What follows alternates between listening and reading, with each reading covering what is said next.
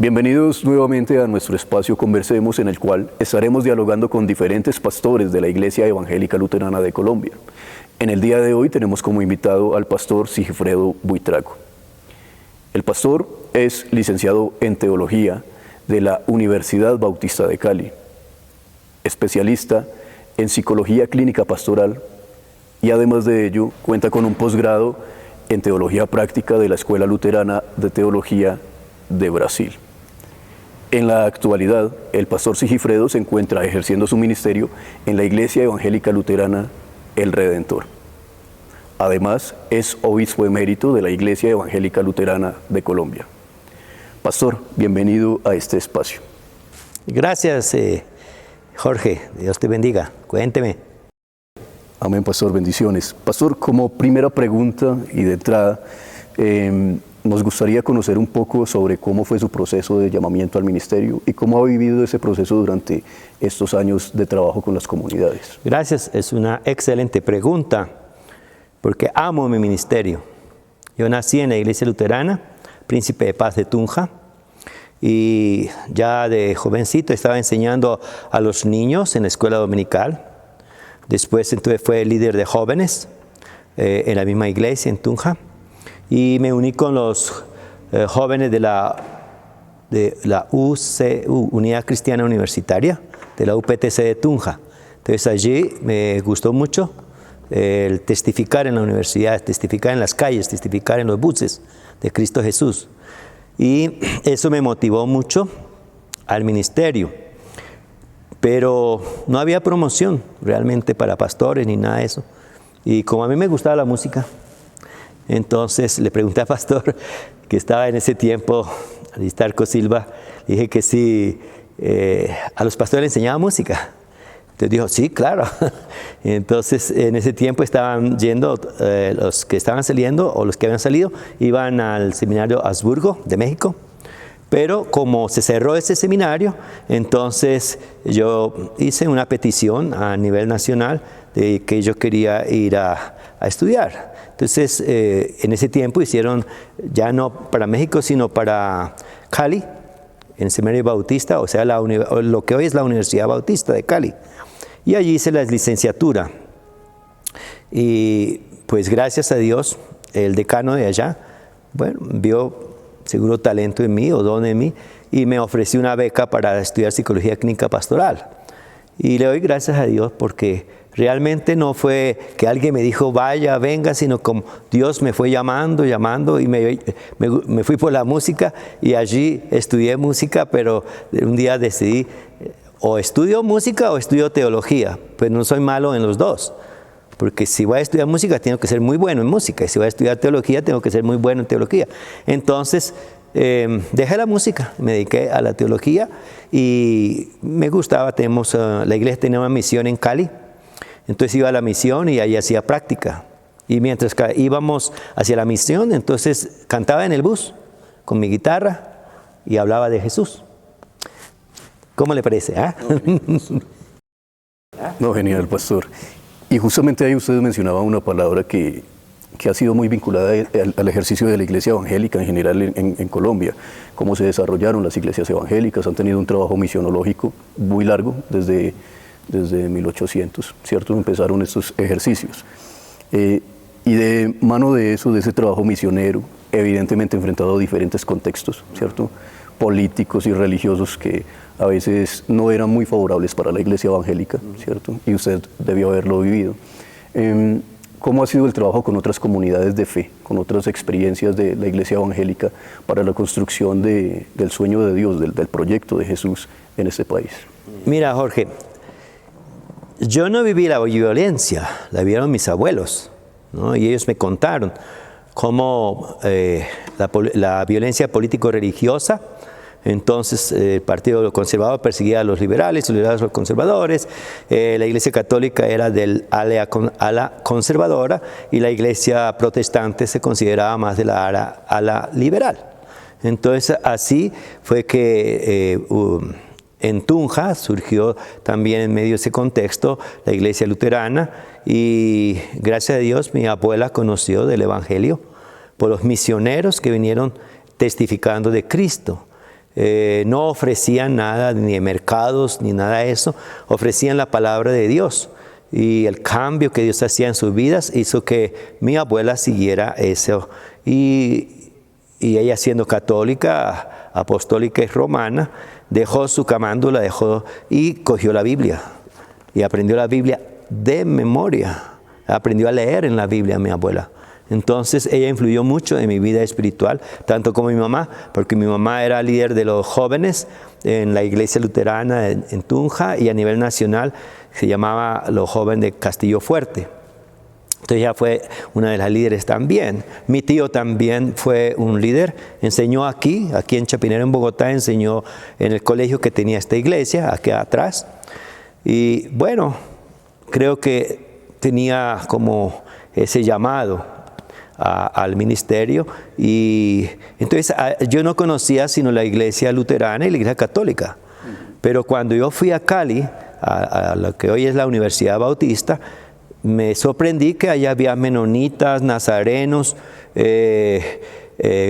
presbiterianos Cumberland, presbiterianos de Colombia, bautistas, y yo decía, pero estos son todos cristianos. Y me llamó, entonces me sentía como raro, y todos decían, los luteranos son como los católicos. Bueno, pero de todos modos eso me sirvió para no cerrarme al solo luterano.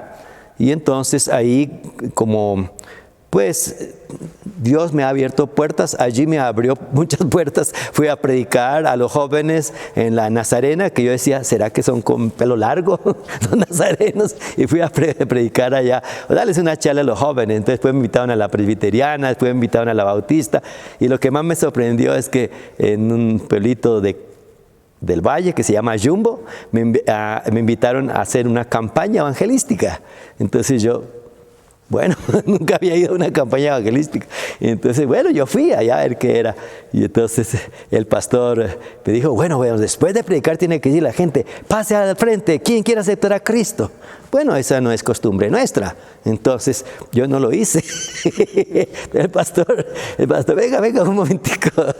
No, mañana hace el llamado. Dije, bueno, está bien. Entonces, como bautistas predican con corbata, ¿no?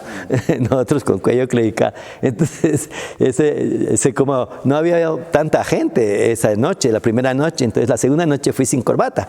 Y como es caliente allá, entonces, cuando llegué a la puerta, pastor, devuélvase, póngale corbata. No puede predicar así. Bueno, entonces hice otra vez ese segundo culto, y entonces le dije, no, pastor, haga usted el llamado. Entonces el pastor, ¿quién quiere aceptar a Cristo? Pasaron como 10, 15 personas. Entonces yo dije, uy, esto estuvo bueno. Entonces como que me subió el ego. Pero nunca he hecho eso. Yo realmente respeto a los hermanos bautistas y otros nazarenos, menonitas que conocí, pero yo creo que el Espíritu Santo es el que convence a las personas, y el Espíritu Santo es el que pone ese deseo de que la gente diga, yo quiero conocer este camino de Cristo. Y entonces cuando una persona me dice así, yo no pierdo el tiempo. Yo me dedico a eso. Y bueno, Dios quiso también que después, ya cuando terminé mis estudios, antes de irme para Brasil, me fuera a las comunidades indígenas del Casanare. Entonces allí, en las comunidades donde yo llegué, allí habían sacado a los católicos. Y nosotros nos aceptaron los luteranos porque teníamos proyectos sociales. Proyectos del agua, proyectos de educación, proyectos de salud.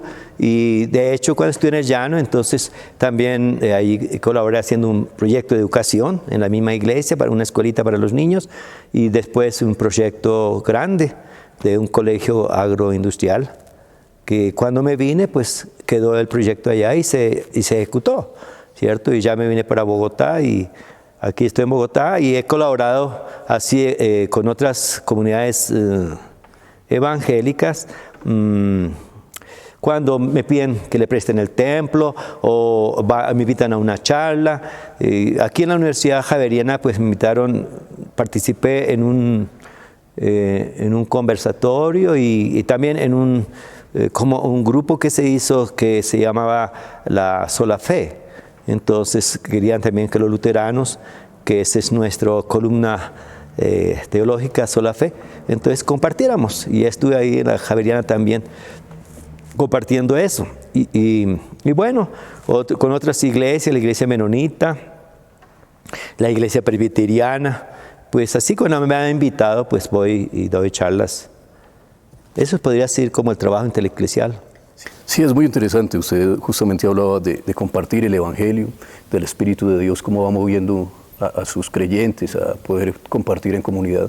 Y aún a veces en esas diferencias, como la señalaba, pues cuando llamaban a aceptar a Jesús, que digamos son otras prácticas, sí, pero que permiten que en cosas esenciales nos podamos unir y decir, podemos hacer una transformación. Y señalaba justamente lo de la acción social, que justamente la iglesia evangélica, ¿cierto? Las iglesias evangélicas permitieron ese desarrollo en Colombia de una educación diferente o al menos alternativa a la que ya estaba impuesta, sea por lo político, por lo religioso, como ya lo habíamos conversado.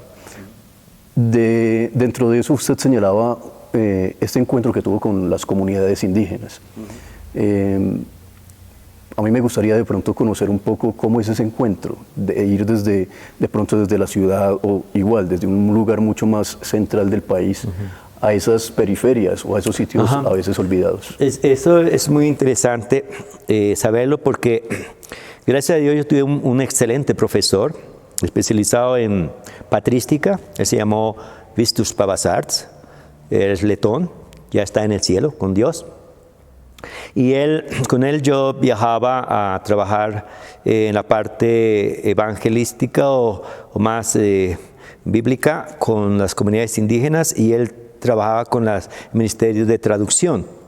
Entonces, algo que me enseñó fue que nosotros no debíamos romper la cultura indígena. Como llegaban otros por ahí, predicadores, y querían ya que de una vez aceptaran a Cristo, que una vez pues, volvieran a bautizar. Y pues el indígena nunca dice no. Dice sí, sí, sí, todo dice sí, sí, sí. Y acepta, pero por dentro, no, no, no.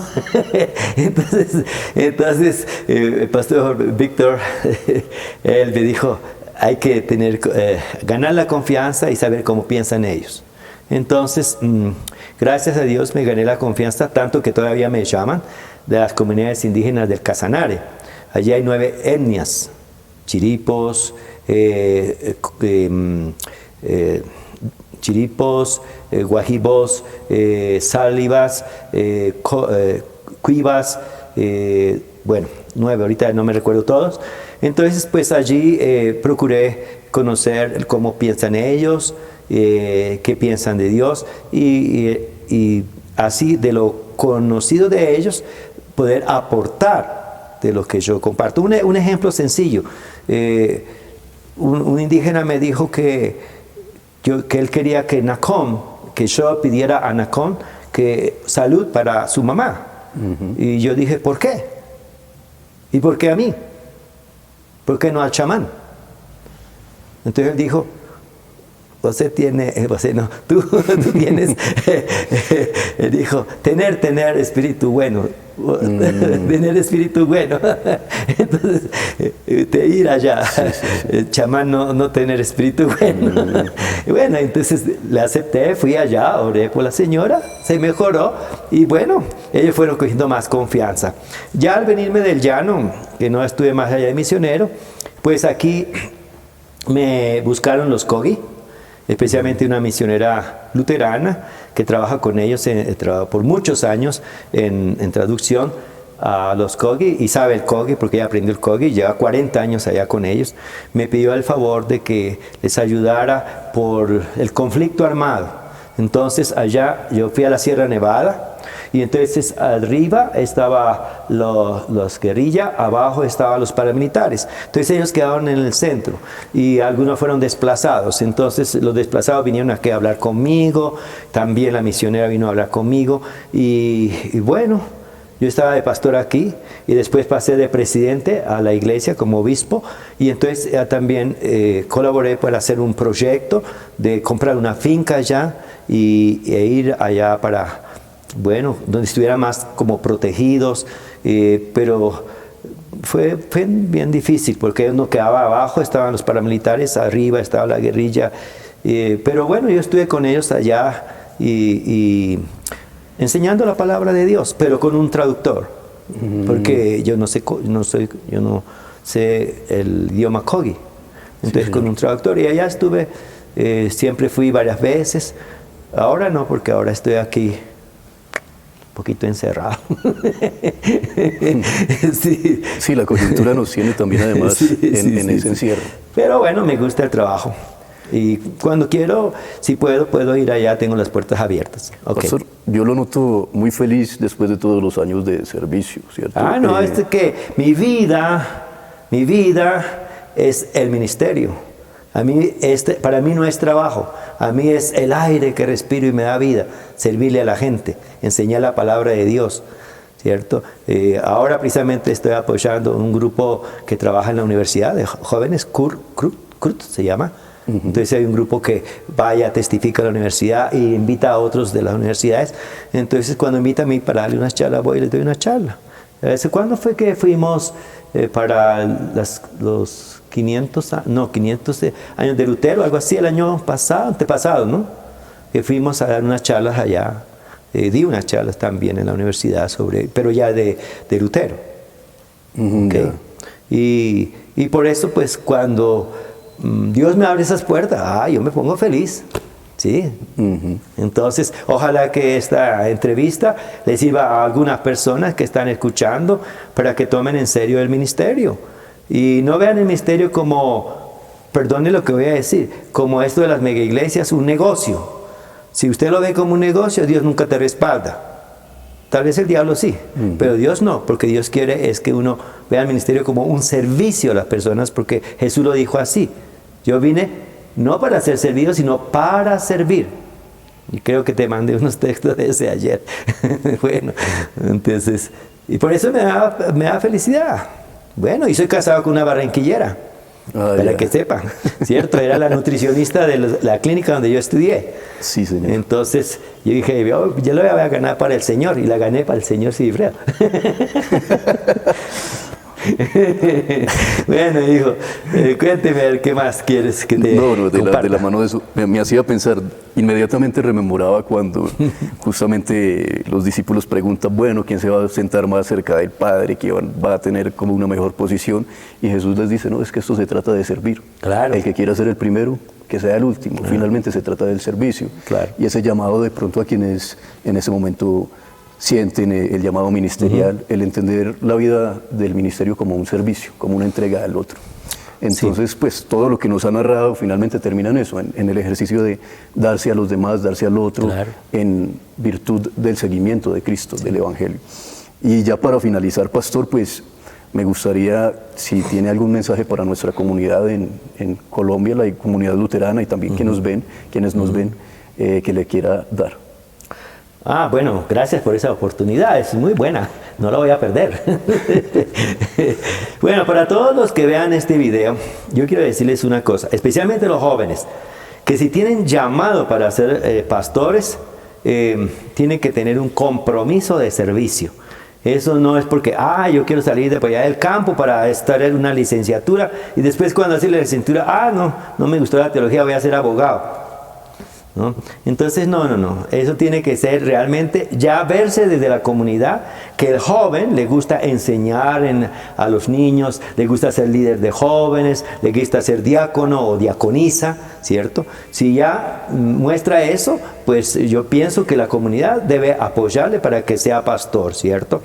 Y bueno, para los laicos, digamos así, los que no tienen el ministerio para ser pastores, de todos modos, si Dios los llama a la iglesia y forman parte de nuestra iglesia, pues que recuerden que Dios nos llama es para servir, no para ser servidos, no para estar ahí sentados en la banca solamente escuchando los domingos. No, tenemos que el domingo sí sentados a alimentarnos de la palabra y los sacramentos, pero al salir de la iglesia tenemos que servir, ¿no? Yo lo hago después del culto el domingo, me voy para el hospital. Ayer precisamente estuve en la Fundación Santa Fe visitando al pastor Jorge y su esposa. Entonces, si la gente piensa que la iglesia es solamente para recibir, pues no tiene sentido. Está bien recibir, pero tenemos que dar, que eso es lo que Dios pide, ¿no? Que demos fruto. Entonces, para eso os llamé, para eso escogí, para que demos fruto. Y eso es lo que Dios quiere de cada uno de nosotros. Entonces ese sería mi llamado. Ojalá que muchas personas a través de este video tomen en serio el llamado de seguir a Jesús. Pero que recuerden que seguir a Jesús es poner las manos en el arado y mirar hacia adelante para servir a todos. No esperar que nos sirva. Muchas gracias a usted por acompañarnos. Que Dios lo bendiga. Amén. Buen día para ti. Igualmente. Y para todos los que nos ven. Dios les bendiga. Amén. A toda la comunidad luterana y a quienes nos acompañaron el día de hoy, les extendemos nuestros agradecimientos. Los invitamos a dar like y compartir si este contenido fue de su agrado. Además de ello, les invitamos a seguirnos en nuestras diferentes plataformas virtuales, encontrándonos como Yelco o Iglesia Evangélica Luterana de Colombia. También, si tienen dudas, sugerencias o reflexiones para compartir con nuestros diferentes invitados, pueden hacerlo en la caja de comentarios. Los esperamos en nuestro próximo encuentro. Dios les bendiga.